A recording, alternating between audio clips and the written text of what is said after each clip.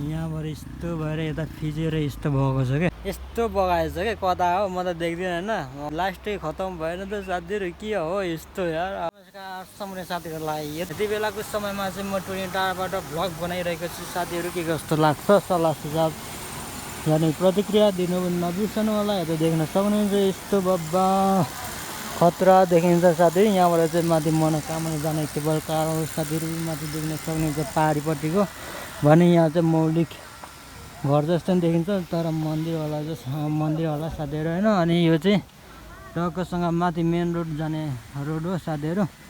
यता चाहिँ पुरै गाडीहरू हिँड्छ भने यता चाहिँ पैदल हिँड्ने बाटो हो। पहाडीपट्टि पनि त्यही पैदल हिँड्ने बाटो हो साथीहरू। यता कस्तो खतरा गरी राखेको रहेछ, काटेको रहेछ। यता के भन्छ यसलाई, निलकाँडा कि के भन्छ नि होइन, त्यस्तै लाग्यो साथीहरू। खासै मलाई त आउँदैन के भन्छ थाहा भएन होइन। अनि यता चाहिँ यस्तो बोट बिरुवाहरू एकदम हरियाली खतरा देखिन्छ साथीहरू। अनि त्यहाँबाट चाहिँ उकालो सिडी चढ्नु पर्ने हुन्छ साथीहरू, हेर्न सक्नुहुन्छ। यताबाट पनि जान्छ माथि, के भन्छ उकालै जान्छ यहाँबाट पनि होइन। अनि यताबाट पनि जान्छ, तर कुन बाटो जाने, यता पनि रहेछ पैदल यात्री, उताले पनि जाने रहेछ यताले पनि जाने रहेछ होइन। कुन बाटो जाउँ कुन बाटो जाउँ, यही बाटो जाउँ क्या।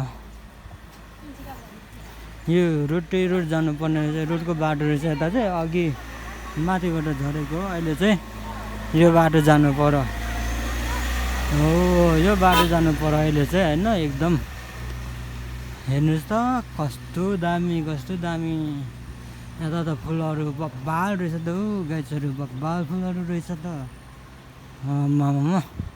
भने चाहिँ यही बाटो जानु पर्यो, खत्रै लाग्यो नि त मलाई त, एकदम उदुम पाराले बब्बाल लाग्यो नि त। त्यही भएर अब यही बाटो जानु पर्यो भन्दैछु साथीहरू। हल्का पसिना पनि आएको छ यहाँ होइन, पसिना भएको छ यति बेला चाहिँ। किन भन्दाखेरि अब हिँड्नु पर्यो, एक दुई पाइला त हिँड्नै पर्छ होइन। त्यही भएर यसो हिँड्दाखेरि त पसिना त आइहाल्छ नि साथीहरू है। राम राम। यता हेर्नु त यहाँ यस्तो बब्बाल देखिन्छ फेरि,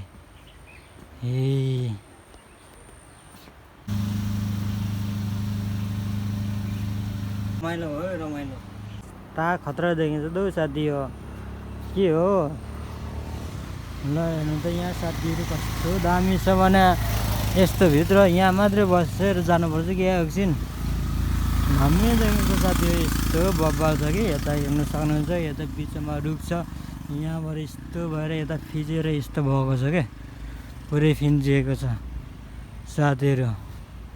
भनेपछि अनि कस्तो होला त, कस्तो होला साथी, कस्तो होला त, एकदम बब्बाल छ होइन त गाछहरू कि कसो हो साथीहरू। हेर्न सक्नुहुन्छ यता निलकाँडा फुल कि के फुल भन्छ त्यसलाई, यस्तो दामी देखिन्छ कि। यहाँको दृश्यहरू देख्न सक्नुहुन्छ, एकदम खत्रै पारामा देख्न सकिन्छ।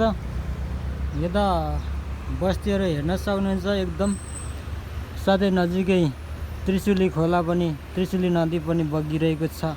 सल पाराले भने केबल कार पनि जाँदैछ आफ्नो गन्तव्यतिर, माथितिर उकालो चढ्दैछ भने कुनै ओह्रालो झर्दैछन् भन्नुपर्छ साथीहरू। र यहाँ चाहिँ एकदमै खतरा बब्बाल दृश्य लाग्यो मलाई चाहिँ, जहाँ हामी चाहिँ एकदम रमाउन सकिन्छ, जुन म पनि रमाइरहेको छु यति बेला। तर मौसम अहिले चाहिँ अलिक क्लियर छ, घाम लागिरहेको छ, अहिलेको मौसम अलिकति क्लियर भएको छ।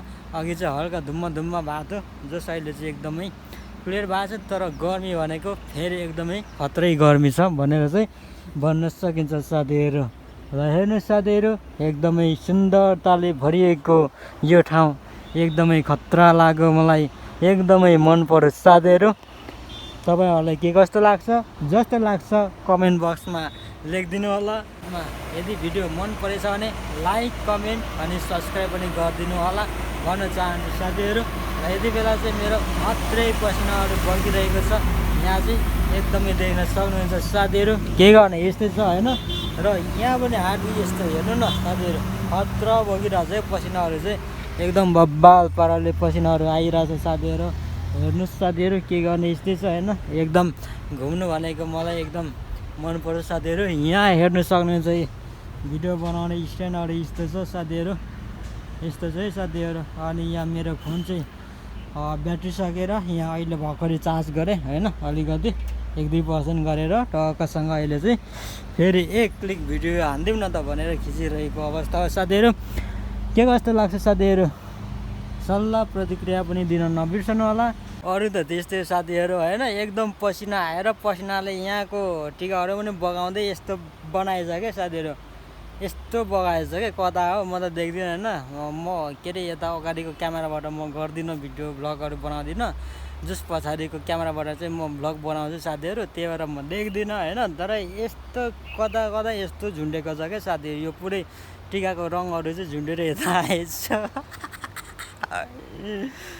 ए भनेपछि त नि लास्टै खतम भएन त साथीहरू के हो यस्तो यार मामा हल्का रमाइलो भनेको नि त यस्तो गर्मी याममा हुनु पनि त नि गर्मी एकदमै खतरा छ नि त गर्मी त्यही भएर पनि यस्तो भएको कि साथीहरू नत्र भने त यस्तो नहुने हो है स्विमिङ गर्नु आउने भए त गएर टक्कसँग त्यहाँ पौडी हानिन्थ्यो होला के गर्नु अब पौडी खेल्न आउँदैन क्या अरे सिक्नु सकिएन पहिला उहिले होइन त्यही भएर म खतरा गएको छ है साथीहरू खतरा गएको छ के गर्ने होला जति हो भन्दै अब चाहिँ म बिदा हुन चाहन्छु फेरि अर्को भिडियोमा अर्को भ्लगमा भेट्नेछौँ भन्दै आजलाई चाहिँ बाई बाई फेरि भेटौँला है त गाइजहरू सी यू